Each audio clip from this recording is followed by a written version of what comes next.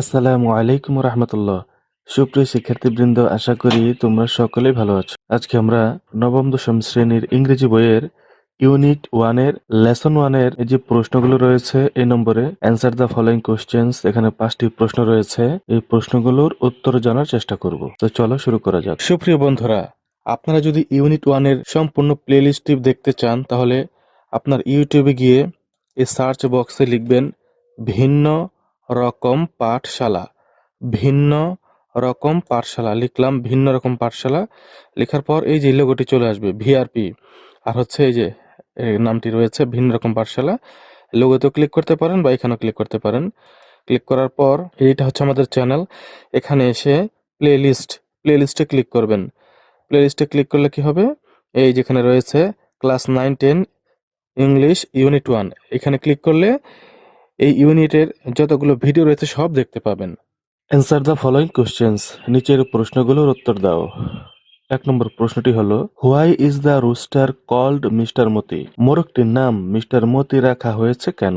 Answer, the rooster is called mister Moti because he is treated like an important and respected member of the family.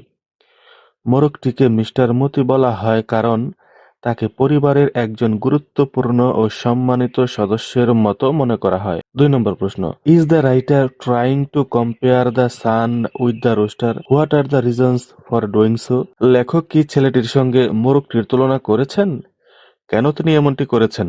Yes, the writer compares the son with the rooster because both are brave, proud and full of spirit.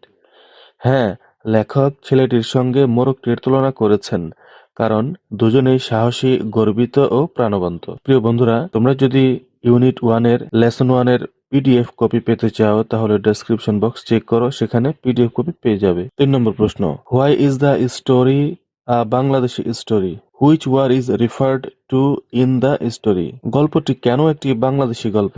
এতে কোন যুদ্ধের উল্লেখ আছে?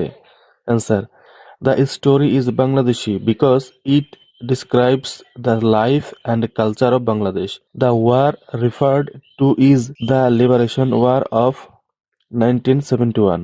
গল্পটি বাংলাদেশী কারণ এতে বাংলাদেশের জীবন ও সংস্কৃতির চিত্র তুলে ধরা হয়েছে। এতে 1971 সালের মুক্তিযুদ্ধের উল্লেখ রয়েছে। 4 নম্বর প্রশ্ন, do you know what cock fighting is? তুমি কি জানো মোরগ লড়াই কি? Answer, cockfighting is a sport where two roosters are made to fight each other for entertainment. ককফাইটিং হলো এমন একটি খেলা যেখানে দুটি মোরগকে লড়াই করানো হয় বিনোদনের জন্য। 5 নম্বর ও শেষ প্রশ্ন, what do you think about the mother son relationship? মা ছেলের সম্পর্ক সম্পর্কে তোমার কি মতামত? Answer, the mother-son relationship is loving, caring and very emotional. মা ও ছেলের সম্পর্কটি ভালোবাসা, যত্ন ও আবেগে ভরপুর। বন্ধুরা, এই পর্বে শুধু এই প্রশ্নগুলো আলোচনা করা হলো।